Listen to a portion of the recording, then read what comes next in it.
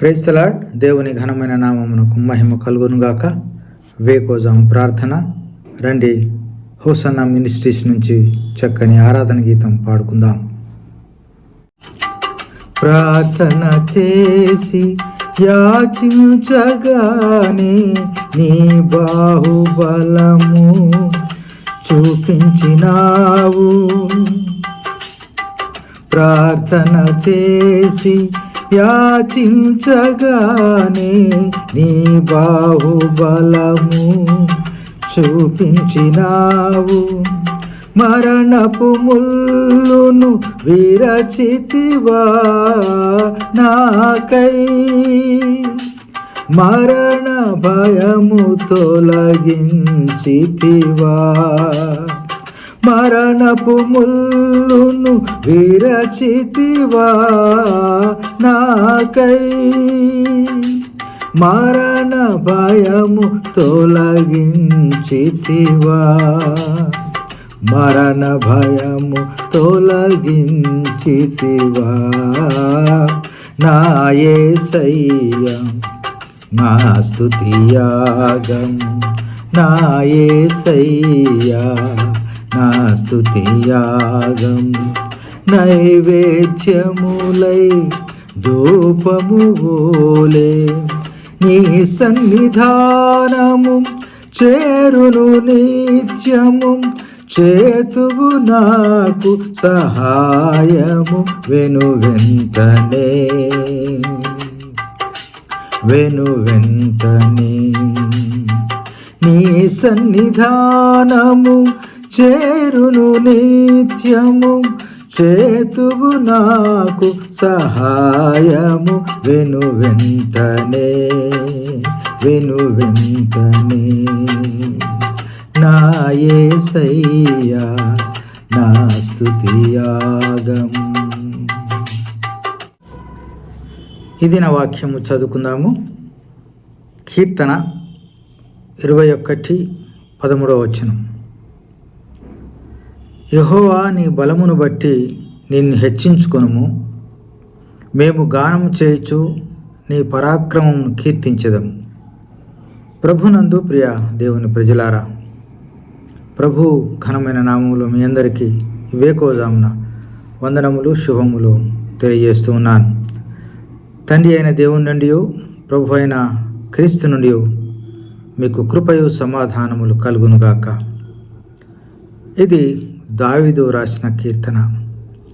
దావీదు రాజు యెహోవా అనుగ్రహించిన విజయాలను బట్టి, తన రాజ్యంలో శాంతిని బట్టి దేవుణ్ణి మహిమపరుస్తూ ఘనపరుస్తూ పాడినటువంటి కీర్తన.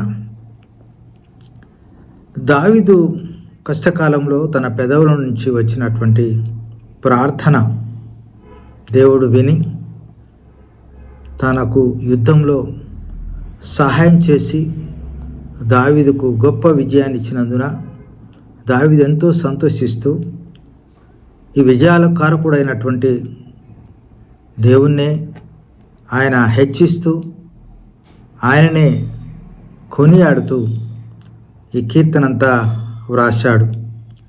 కనుక ఆయన జీవితంలో దేవుణ్ణి ఎప్పుడూ మహిమపరుస్తూ, దేవుణ్ణి ఎక్కువ హెచ్చిస్తూ, దేవుని యొక్క గొప్పతనాన్ని, ప్రేమను, దయను, ఆయన యొక్క కటాక్షమును శ్లాఘిస్తూ, ఘనపరుస్తూ, మహిమపరుస్తూ దావీదు ఎన్నో కీర్తనలు రాశాడు. అలాంటి కీర్తనే 21వ కీర్తన. ఈ కీర్తనలో దేవుడు తనకిచ్చిన విజయాలను బట్టి దేవుణ్ణి అంతగా మహిమపరుస్తూ ఘనపరుస్తున్నట్లుగా మనం చూస్తున్నాం. ప్రియ దేవుని బిడ్డలారా, దేవుడు మన జీవితంలో కూడా ఎన్నోసార్లు మనం ఎదుర్కొన్న భయంకరమైన పరిస్థితులలో మనం కూడా ప్రార్థన చేసి దేవుని చేత, దేవుని నుండి విజయాలు పొందుకున్నాం కదా. ఆయన మనకెన్నో సహాయాలు, ఆశీర్వాదాలు మన జీవితంలో ఇచ్చి మనల్ని బలపరిచాడు కదా. మరి మనం కూడా దావీదు మహారాజు వలనే వేకోజామున దేవుని యొక్క క్రియలను బట్టి, ఆశ్చర్య కార్యాలను బట్టి మనం స్తుతించాలి కదా. మనం ఆయన ఘనపరచాలి కదా. స్తుతులంటే ఆయనకు చాలా ఇష్టం. అందుకే మనం పాడుకున్న పాటల్లో కీర్తనకారుడు మన యొక్క ప్రార్థన ధూపం వలె, నైవేద్యం వలె దేవుని సన్నిధికి చేరుతుందనేటువంటి గొప్ప ఆకాంక్షతో పాట పాడుతూ దేవుణ్ణి ఆరాధించి మహిమపరిచినట్లుగా మనం చూస్తాం. నా జీవితంలో కూడా దేవుణ్ణి మనం ఆరాధనలో ఆయనని మెప్పించవచ్చు. పాటల ద్వారా ఆరాధిస్తూ మెప్పించవచ్చు. మన క్రియల ద్వారా, సత్క్రియల ద్వారా దేవుణ్ణి మెప్పించవచ్చు. మంచి క్రైస్తవులంగా, మంచి విశ్వాసంగా దేవుని సన్నిధిని వీడకుండా నిత్యం ఆయన స్తుతించే బిడ్డలంగా మనం ఉండడానికే దేవుడు మనకు రక్షణనిచ్చాడు. ఈ రక్షణను మనం కాపాడుకుంటూ ఈ వేకోజామున ఆయన నామాన్ని ఘనపరుస్తూ శ్లాఘిస్తూ మనం సాగిపోవడానికి ప్రభు మనకు సహాయం చేయుగాక. రండి ప్రార్థన చేసుకుందాం. ప్రేమ కలిగిన మా ప్రియ పరలోకపు తండ్రి, నీ ఘనమైన నామాన్ని బట్టి వందనాలు.